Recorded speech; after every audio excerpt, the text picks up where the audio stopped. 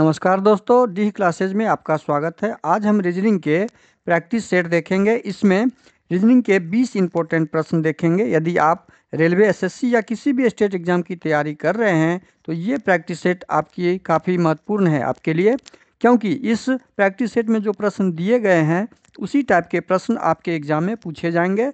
अब आते हैं हम क्वेश्चन नंबर 1 करने। 1 से पहले आपसे रिक्वेस्ट है, वीडियो शुरू से अंत तक जरूर देखिएगा। वीडियो अच्छा लगे तो लाइक और कमेंट कर दीजिए। चैनल पे नए आए हैं तो प्लीज़ सब्सक्राइब कर लीजिए और बेल आइकन को ऑन करके रख दीजिए। अब आते हैं क्वेश्चन नंबर 1 पर। अंग्रेजी वर्णमाला क्रम के आधार पर दी गई श्रृंखला में प्रश्नवाचक चिन्ह के स्थान पे क्या आएगा वो ज्ञात करना है। प्रश्नवाचक चिन्ह के स्थान पे हमें ज्ञात करना है, तो यहाँ पे कौन सा पैटर्न लगा हुआ है वो ढूंढेंगे। बी से ई में आए +3, बी 2 नंबर पे, ये 4 नंबर पे, ये 3 नंबर पे। नंबरिंग आपको रख लेना है दिमाग में। नंबरिंग यहाँ आपको समझाने के लिए हम डाल रहे हैं केवल, बस। यहाँ डी से जी पे आया, 4 से जी पे गया तो 4 3 7, ये 7 नंबर पे होता है, +3 हुआ है।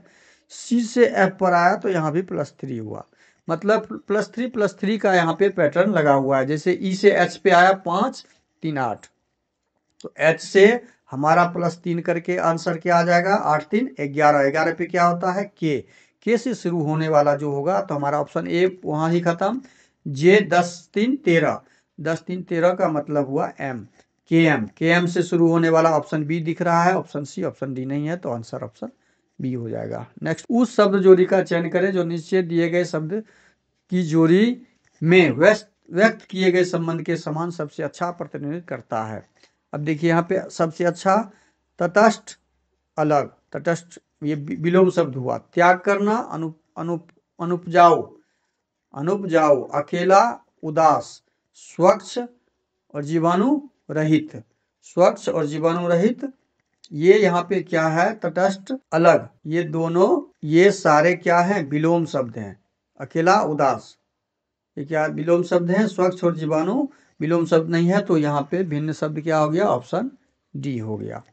अगला प्रश्न, एक निश्चित तर्क का पालन करते हुए 5 का संबंध 27 के साथ है, तो वही संबंध 7 का, अच्छा 5 का 27 के साथ क्या संबंध है।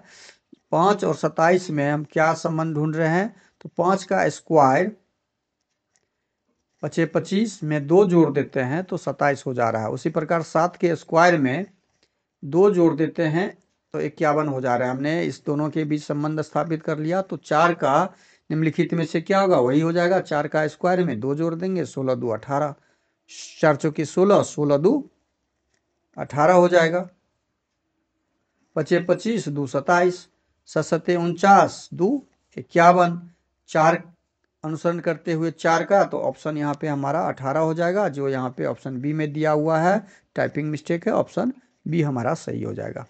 अगला प्रश्न है, उस सेट का चयन करें जिसमें संख्या उसी प्रकार से संबंधित है जैसे निम्नलिखित सेट। देखिए दोनों का, इस सेट का पैटर्न इसके साथ संबंधित है, वही संबंध आपको ऑप्शन से ढूंढना है। तो 6 दूनी 12, 6 को 2 से गुना किए तो इस 6 को 6 दूनी 12, 6 त्रिक 18।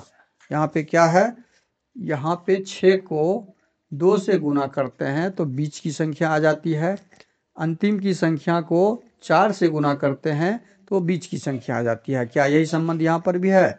10 को 2 से गुना कर दें तो 20, और 5 को 4 से गुना कर दें तो 20। हाँ, सेम संबंध है, तो इस संबंध को ढूंढेंगे हम।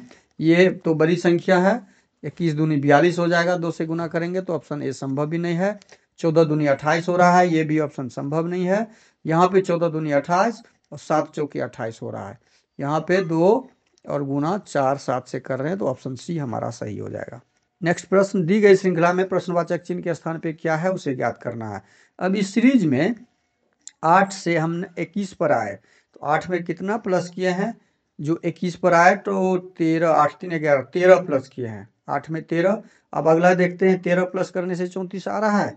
3 1 4, 1 2 1 3, 13। देखिए आप 13 13 कितना साधारण सा यहाँ पे सीरीज है, आपके दिमाग में आना चाहिए कि ये प्लस है, माइनस है, गुना है, क्या है। तो 60 में हम 13 जोड़ेंगे तो 73 हो जाएगा, हमारा ऑप्शन सी सही हो जाएगा। एक निश्चित कोड भाषा में मनी का कोड डाला हुआ है, तो देखिए इस टाइप के प्रश्न में मनी का कोड यहाँ पे डाला हुआ है। जितने अक्षर मनी में है उतने ही अंक आपके उसके कोडिंग में है। तो हमें ज्ञात क्या करना है, हमें एच का कोड ज्ञात करना है। तो एच हमारा कहाँ पर है, एच हमारा हनी में है। तो हनी में जो कोड होगा वो मनी में कोड नहीं होगा, क्योंकि मनी में एच है ही नहीं। तो हम यहाँ से इसको अलग कर लेंगे। 6 यहाँ पे हमारा दिया हुआ है कोडिंग, 6 हमारा कहाँ पे दिया हुआ है, मनी में दिया हुआ है। तो 6 हमारा ऑप्शन से हट जाएगा, 6 हट जाएगा। 4 यहाँ पे मनी में दिया हुआ है, 4 हट जाएगा। हमारा 3 हनी में दिया हुआ है, ऑप्शन में 3 नहीं है। 8 दिया हुआ है, 8 हट जाएगा। जो बचा हमारा ऑप्शन बी सही हो जाएगा। एच का कोड ऑप्शन बी हो जाएगा 5। अगला प्रश्न, एक निश्चित कोड भाषा में आर्ट ऑफ वार को 3 शब्द को 3 कोडिंग में डाला गया है। हमें ज्ञात करना है क्या, आर्ट का कोड। अब देखिए दूसरे सेंटेंस में भी यहाँ पे आर्ट है, यहाँ पे ये आर्ट कॉमन शब्द है। तो कॉमन शब्द का कोडिंग कॉमन कोड ही होगा, कॉमन कोड ही होगा। देखिए एमएल इसमें भी है और एमएल इसमें भी है। तो हमारा इसका कोड क्या हो जाएगा, आर्ट का एमएल, जो ऑप्शन बी में दिया हुआ है। अगला प्रश्न, एबडक्ट्स शब्द के प्रत्येक अक्षर को अंग्रेजी वर्णमाला क्रम में व्यवस्थित किया जाए तो अक्षरों की स्थिति में अपरिवर्तित हो कितना रहेगा, कितना अपरिवर्तित रहेगा वो ज्ञात करना है। वो ज्ञात करने के लिए क्या करेंगे, इसको हम पहले सजाएंगे। ए हमारा 1 नंबर पे आएगा तो ए को 1 नंबर पे, बी हमारा 2 नंबर पे लिखाएगा, बी 2 नंबर पे, सी यहाँ पे आएगा उसके बाद तो हम सी लिखेंगे, डी यहाँ पे आएगा उसके बाद तो हम डी लिखेंगे, डी के बाद टी आएगा, एस आएगा उसके बाद एस लिखेंगे, टी आएगा उसके बाद टी लिखेंगे, उसके बाद यू आएगा। हमने इसको अंग्रेजी वर्णमाला के क्रम के अनुसार सजा दिया। हमें इसमें से ढूंढना क्या था, अक्षरों की स्थिति अपरिवर्तित रहेगी। कितने अक्षरों की स्थिति अपरिवर्तित रहने वाले, ए हमारा ज्यों का त्यों है, ए ज्यों का त्यों है, बी ज्यों का त्यों है, बी ज्यों का त्यों है, सी हम यहाँ से उठा के लाए थे तो सी में चेंजिंग है। मतलब हमारा 2 ऐसा अक्षर है, 2 ही ऐसा अक्षर है, 2 ए बी, सी हमारा तीसरे नंबर पर, यहाँ 5वें नंबर पर था, डी तीसरे नंबर पे, चौथे नंबर पर चला गया, यू एस हमारा, और टी एक टी बचा। देखिए यहाँ पे हमारा ए बी और टी, ये टी, ये 3 अक्षर ए बी और टी ज्यों का त्यों अपरिवर्तित है। जहां अंग्रेजी वर्णमाला में इस शब्द में था वहीं पर यहाँ पे असेंडिंग करने के बाद भी है। तो हमारे इस प्रश्न के सही आंसर क्या हो जाएंगे, ऑप्शन सी। अगला प्रश्न, उस जोड़े का चयन करें जो नीचे दिए गए जोड़े के 2 सेट के समान पैटर्न का पालन करता हो। देखिए इसमें जो पैटर्न लगा हुआ है वही ऑप्शन से ढूंढना है। पी 16 नंबर पे होता है, तो पी यदि 16 है, टी 20 है, एल 12 है, तो 16 से एन माइनस हुआ है, 16 से एन क्या हुआ है, माइनस हुआ है। तो यहाँ 2 माइनस हुआ है, टी 2 माइनस हुआ है, एल भी 2 माइनस हुआ है। यहाँ देखिए -2 का यहाँ पे पैटर्न लगा हुआ है। यहाँ भी ए से हम वाई पर आए तो -2 आए हैं, 5 से -2 आए हैं, 3 पर आ गए, 24 से -2 आए हैं तो 22 पर आ गए। अब इसी टाइप से ऑप्शन, हमें इसी पैटर्न का ऑप्शन ढूंढना है। ऑप्शन ढूंढने के लिए हम -2 करते देखेंगे। इसको हम यदि 20 यहाँ से ही ले लेते हैं, 20 में से 2 गया 18, 22 में से 2 गया 20, 13, 14 में से 2 गया 12। हमारा ऑप्शन ए में ही ये पैटर्न मिल रहा है, बाकी ऑप्शन को चेक करने की जरूरत ही नहीं है। अगला प्रश्न, निम्नलिखित 4 अक्षर समूह में से 3 एक निश्चित तरीके से समान है और इस प्रकार समूह से बनते हैं। देखिए इस 4 में से 3 इस प्रकार समान बंधा हुआ है कि चौथा को ढूंढना है जो इस पैटर्न में नहीं होगा, सेम पैटर्न में नहीं होगा। अब इसको हम यहाँ पे इससे भी कर सकते हैं। पी होता है 16 number, T 20 22, L 12, Q 17 number पर, ओ 15 24 नंबर पर, 3 नंबर पर, 1 नंबर पर, 5 नंबर, 10 नंबर पर, और एच होता है 8 नंबर पर। अब इसमें क्या अंतर है, क्या पैटर्न लगा हुआ है, 16 4 20, 4 प्लस है। यहाँ भी क्या है, यहाँ भी हमारा क्या है, 4 प्लस है, 16 4 20, यहाँ 2 प्लस है, यहाँ क्या है 12 5 प्लस है, और यहाँ पे 17 में से LQO 4 प्लस 5 और -2 है यहाँ पर। यहाँ क्या है 24 3। अच्छा, मैं यहाँ पे 24 में से 4 जाएगा, 24 में से 4 जाएगा तो बैक आएंगे हम x y z, और 24 में 4 जोड़ेंगे तो x y z a b c। यहाँ देखिए इसमें 4 जोड़ेंगे तो 1 2 3 4, 5 जोड़ेंगे तो c। यहाँ से यहाँ 5 जोड़े हैं तो ये c आ गया +5, और यहाँ से यहाँ -2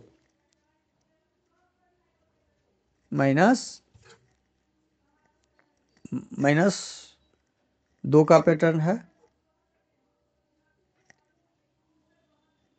5 से यहाँ 10 पर आए तो +5, 10 से 8 पे आए तो -2। देखिए यहाँ पे 3 ऐसा पैटर्न हमें दिखा है, ये तीनों सेम है।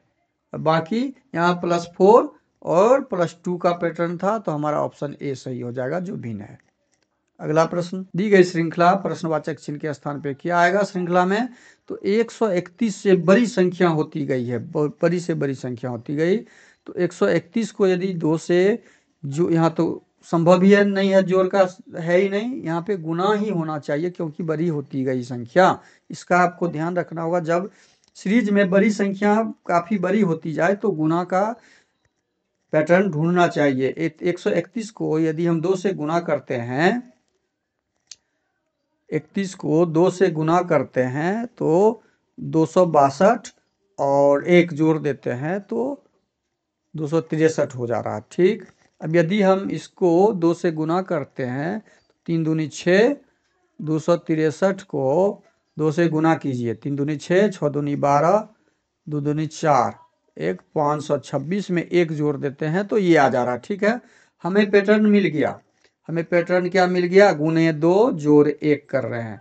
उसी प्रकार से हम जब 1055 को 2 से गुना करेंगे, 1055 को 2 से गुना करेंगे तो 2100 और 55 2154 हो जाएगा, और उसमें 1 जोड़ देंगे 2110 हो जाएगा, और उसमें 1 जोड़ेंगे तो 2111।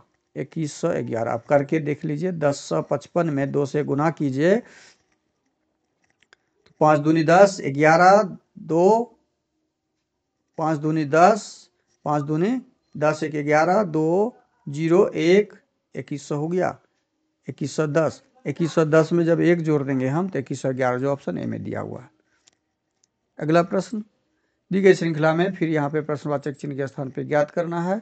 6 से 16, 6 से क्या हुआ है 16 हुआ है, तो 6 में कितना जोड़े हैं 10, 16, 16 में कितना जोड़े हैं 10 दूना 20। देखिए यहाँ पे पैटर्न मिल गया। 36 में कितना जोड़े हैं, 36 में 40 जोड़े हैं, 30 नहीं 40 जोड़ा हुआ है। उसी प्रकार यहाँ पे ये क्या हुआ, 10 को ये यहाँ से यहाँ आने के लिए 2 से गुना, ये यहाँ से यहाँ आने के लिए 2 से गुना, तो ये से यहाँ से आने के लिए हमको 2 से गुना, 40 में 2 से गुना करेंगे तो यहाँ पे 80 प्लस होगा, मतलब 76 में 80 जोड़ेंगे तो हमारा आंसर क्या आ जाएगा 6 8 7 15, 156, ये जो ऑप्शन ए में दिया हुआ है। अगला प्रश्न है क्वेश्चन नंबर 13। यहाँ पे चिन्ह को अदला बदली करना है। चिन्ह को अदल बदल करके हम इस एक्सप्रेशन, मैथमेटिकल एक्सप्रेशन का सॉल्यूशन ढूंढेंगे। अब यहाँ पे जब अदल बदल करेंगे तो जोड़ को घटाव में अदल बदल करना है।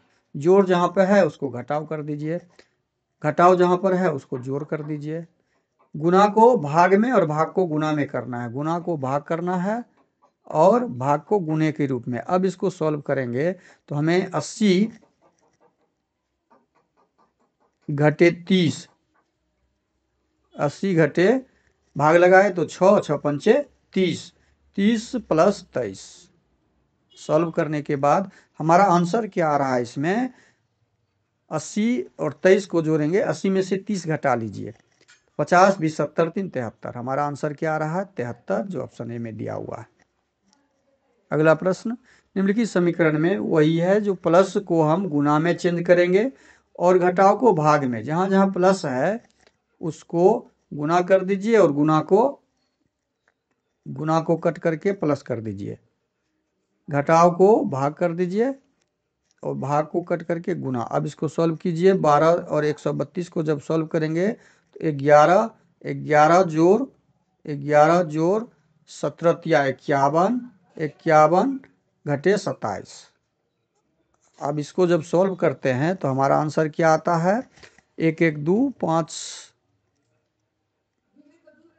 62 में से 27 गया तो 35। हमारा आंसर ऑप्शन डी आ जा रहा है, तो ऑप्शन डी सही हो जाएगा। अगला प्रश्न है दिए गए समीकरण को सही बनाने के लिए किन दो संख्याओं को आपस में बदलना है। अब ऑप्शन ए लेते हैं हम, 3 के स्थान पे हमें क्या डाल देना है, 9, और 9 के स्थान पे 3 डाल के देख लेते हैं। तो 45 9 5, यहाँ पे हमारा 5 जोड़ 12 36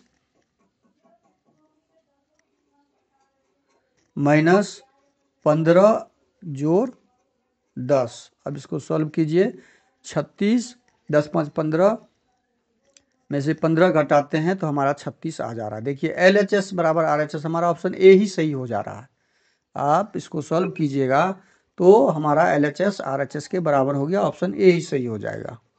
अगला प्रश्न, A गुना B, गुना का अर्थ देखिए भाई है, यहाँ पे ये समझना है कि गुना का अर्थ भाई दिया हुआ है, भाग का अर्थ बहन दिया हुआ है, जोड़ का अर्थ पिता दिया हुआ है, माइनस का अर्थ माँ दिया हुआ है।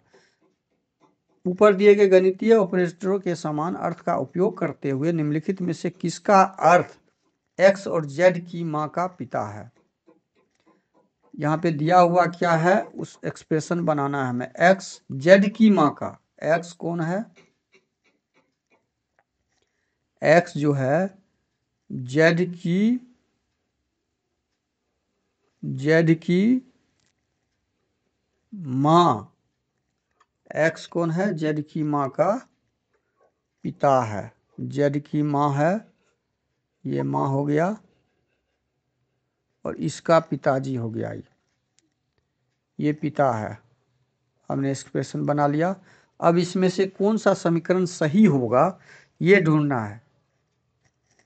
ये फार्मूला के लिए तो जेड की माँ का पिता मतलब 2 जनरेशन ऊपर जाने के लिए गुना और भाग जो है हमारा सेम जनरेशन वाला है, तो गुना और भाग सेम जनरेशन मतलब 0 जनरेशन हो गया, बराबर का जनरेशन। ये पिता का मतलब 1 जनरेशन, ए से बी की तरफ आए तो नीचे आए -1 में आए, 1 जनरेशन यहाँ भी नीचे आए तो -1 में आए। अब हम यहाँ पे जहाँ जहाँ चिन्ह का मार्क होगा वो देखेंगे। गुना का यहाँ पे क्या दिया हुआ है 0, तो 0 डालेंगे। जोड़ का यहाँ पे क्या हो गया, एक पीढ़ी नीचे आए हैं तो -1, तो ये -1 हो गया। ये क्या हो गया, ये हमारा 0 पीढ़ी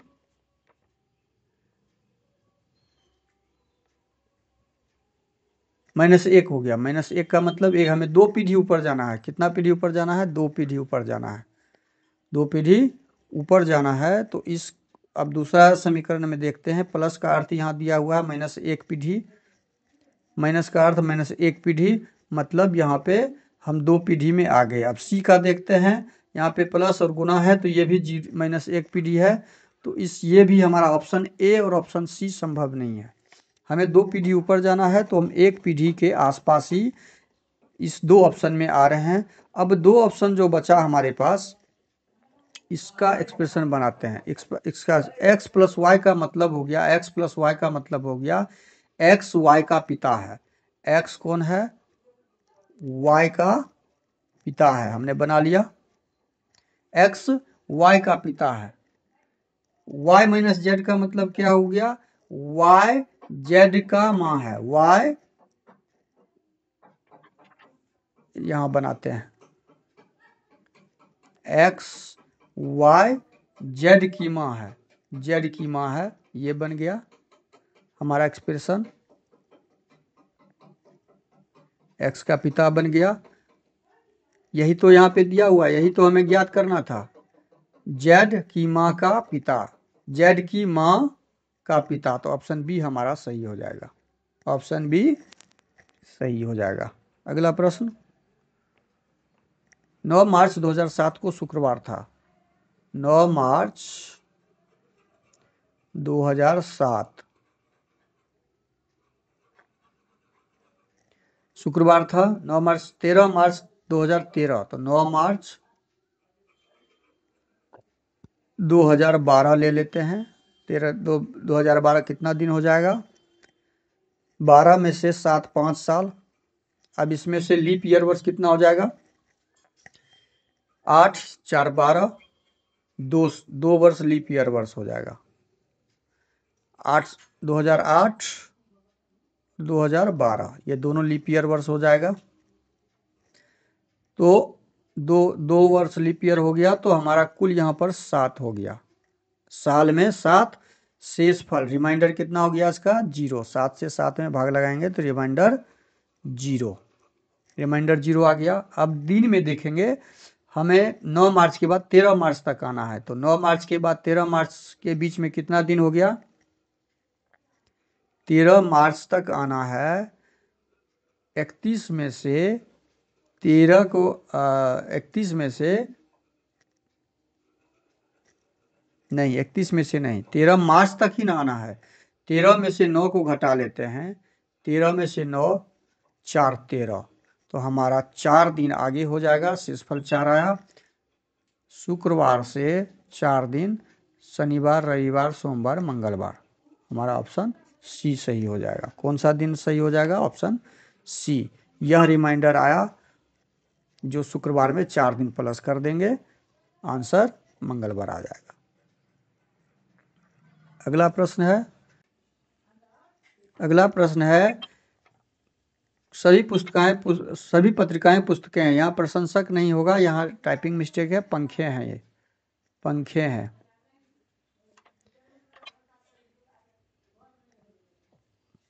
यहाँ भी टाइपिंग मिस्टेक है, पंखे हैं। सभी पत्रिकाएं पुस्तकें हैं, तो ये हम पत्रिका का बना लेते हैं। और ये सभी पत्रिका क्या है? पुस्तक है, बुक है। सभी पत्रिका बुक है। अगला है कुछ पुस्तकें पंखे हैं। कुछ पुस्तक जो है पंखा है, फैन है, फैन हम डाल दिए। कुछ बुक फैन है, सभी पंखे लकड़ी है। जितना भी पंखा है ये सारा वुड है, लकड़ी है। ये डायग्राम हमारा बन गया। कुछ पत्रिकाएं लकड़ी है। कुछ का जितना भी आंसर होगा वो इसमें सही आएगा। कुछ का जितना भी आंसर होगा सही आएगा। लेकिन यहाँ पे दिया है कुछ पत्रिकाएं पंखे हैं नहीं। ये पत्रिका है, देखिए यहाँ पे ये पत्रिका, ये पंखा में कोई भी संबंध नहीं है, तो हमारा निष्कर्ष 1 सही नहीं होगा। कुछ पंखे किताबें हैं।